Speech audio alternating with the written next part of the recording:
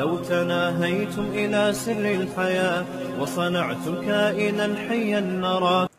ملازم کے بارے میں جب میں نے حدیثیں پڑھنا شروع کی نا کہ ملازموں کے بارے میں اسلام نے کیا حقوق دیے, آپ صلی اللہ علیہ وسلم کی صحیح حدیث, آپ نے فرمایا تمہارا ملازم جو تمہارے لیے کھانا پکاتا ہے, جب کھانا کھاؤ تو اس کو اپنے ساتھ دسترخوان پہ بٹھاؤ.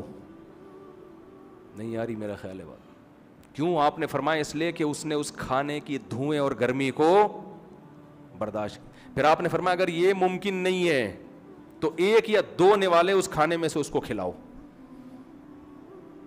تبھی عربوں میں اب تک یہ کلچر رہا ہے. اب کا نہیں مجھے پتا آج کی تاریخ میں کیا ہو رہا ہے. 5-6 سال پہلے تک ہم سنتے تھے سعودی عرب میں جو رائل فیملی کے لوگ ہیں وہ اور ان کے جو ملازمین ہیں ایک دسترخوان پہ کھاتے ہیں. کچھ چیزیں عربوں میں بڑی اچھی ہیں جو کلچر میں چلتی آ رہی ہیں.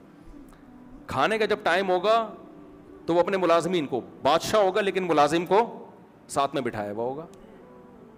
تو یہ جو ریلیشن ہے نا میرے بھائی, اس کے بغیر اسلام نہیں ہے. انگریزوں میں یہ ریلیشن ختم, ہر آدمی انڈیپینڈنٹ. تو ہم انڈیپینڈنٹ نہیں ہیں. ہمارے مال میں حق ہے ماں باپ کا, بیوی کا, بچوں کا, بہنوں کا. کوئی بہن کو طلاق ہو جاتی ہے, آپ کی رسپانسبلٹی ہے, آپ نے اس کا خرچہ اٹھانا ہے, آپ نے اس کے حقوق کا خیال کرنا ہے. پھر پڑوس کا, اب تو غربت ختم ہو گئی, نبی کے دور میں غربت بہت زیادہ تھی. آپ نے فرمایا جب کھانا بناؤ تو شوربہ زیادہ کر دو. کوئی بات نہیں, تمہارے ذائقے میں تھوڑی کمی آئے گی لیکن اس میں سے تھوڑا پڑوسی کا حصہ ہو جائے گا. اب تو اللہ نے سب کو مال دیا ہے, شوربہ زیادہ کرنے کی ضرورت نہیں. اتنا پتلا شوربہ وہ کھائے گا ہی نہیں پڑوسی, وہ سمجھے گا وہ زکوٰۃ لے آئے گا آپ کو دینے کے لیے, لیکن اس کا خیال کرنا ہے. ایک علاقے میں جب آپ رہتے ہیں تو خیال کرنا ہے بھائی کسی کو تکلیف نہ ہو. آج بہت بڑے مسائل ہیں, گھر ایسا بنا دیتے ہیں اگلے کی ہوا روک لیتے ہیں بالکل. وہ چیخ رہا ہے یار کیا کر رہے ہو بھائی تم, لیکن بہت کچھ غلط ہو رہا ہے ہماری سوسائٹی میں, برداشت کرنا پڑتا ہے انسان کو. گاڑیاں غلط پارک کر دیں گے, وہ پریشان ہے ایک بندہ یار, موڑ نہیں سکتے گلی میں ہم, آپ نے اس طرح سے جا کے کھڑی کی ہے, پیسے نہیں دے رہے ہوں گے ٹائم پہ, کوئی گارڈ رکھ لیا سیکیورٹی کے لیے, پبلک سے پیسے نکلوانا عذاب بن جاتا ہے. تو یہ سب چیزیں, یہ اس کی علامت ہیں آپ ریلیشن پہ بلیو نہیں کرتے. اور دیکھو انسان کو سب سے زیادہ خوش رہنے کے لیے جو سب سے زیادہ ضرورت ہے نا وہ اچھے ریلیشن کی ہے. گورے کے پاس سب کچھ ہے, ریلیشن نہیں ہے. اسی وجہ سے خودکشیاں سب سے زیادہ ان کنٹریز میں ہیں. جتنا ترقی یافتہ کنٹری ہے اس میں خودکشی کا ریشو اتنا ہی زیادہ. سب سے زیادہ خودکشی میں ٹاپ پہ چل رہا ہے اس وقت سوئٹزرلینڈ. نام آتا ہی ہمیں جنت کے باغ سامنے آنا شروع ہو جاتے ہیں. ٹاپ لسٹ پہ سب سے زیادہ خودکشیاں کہاں ہو رہی ہیں؟ سوئٹزرلینڈ. اتنے مرتے ہیں, لائن لگا کے مر رہے ہیں. اتنی خودکشیاں ہوئی ہیں کہ پہلے اللیگل تھی خودکشی, گورنمنٹ بیزار ہو گئی کہ یار اللیگل کر سے رک تو رہے نہیں ہے, تو پھر اس کو لیگل کر دو تاکہ تمیز سے تو ہو, لائن لگا کے ہو, تمیز سے ہو. ادھر کوئی ادھر پڑا ہوا ہے, ادھر کوئی ٹرین کے نیچے آیا ہوا ہے, چیچڑے وچڑے پھیل رہے ہیں. جن کا خودکشی کا دل نہیں بھی کر رہا ہوتا یہ دیکھ کے وہ بھی کر لیتے ہیں. جاپان میں اس کے بعد دوسرے نمبر پہ سب سے زیادہ خودکشیاں کہاں ہو رہی ہیں؟ جاپان میں. جاپان میں ایسے خودکشی ہوتی تھی, ٹرین کے سامنے بندہ آ کے کھڑا ہو گیا, لے بھائی. اب وہ ڈرائیور جو تھا ٹرین کا اس نے اڑایا تو ڈرائیور خود ڈپریشن میں آ گیا, اگلے دن وہ بھی کھڑا ہوا ہے. صحیح ہے نا. تو جاپانیوں نے بھی ایک جگہ خاص کر دی, بھائی تم لوگ کم وقت رک تو رہے نہیں ہو, تو یہ جنگل ہے ادھر آؤ. میں اس جنگل کا ولاگ بنانا تھا, بنایا نہیں کیونکہ اللیگل ہے. وہ کہتے ہیں ہماری سوسائٹی کا پازیٹیو چہرہ دکھاؤ, ٹرینیں دکھاؤ کیسے جھین جا رہی ہیں, یہ چیزیں مت دکھایا کرو. ہم لوگ ہی بیوقوف ہیں جو اپنے ملک کی ہر الٹی چیز میڈیا پہ لا کے ڈال رہے ہوتے ہیں اور پازیٹیو چیز دکھاتے ہی نہیں ہیں. یہ صرف یہ بیوقوفی ہم لوگوں میں ہی ہے. تو وہ کیا ہوا کہ وہ جنگل میں ہڈیاں پڑی ہوئی ہیں انسانوں کی, ہر تھوڑے دن میں کوئی بندہ آیا ہوا ہوتا ہے, اپنے آپ کو مار رہا ہوتا ہے. وہ وجہ کیا ہے؟ ریلیشن ختم.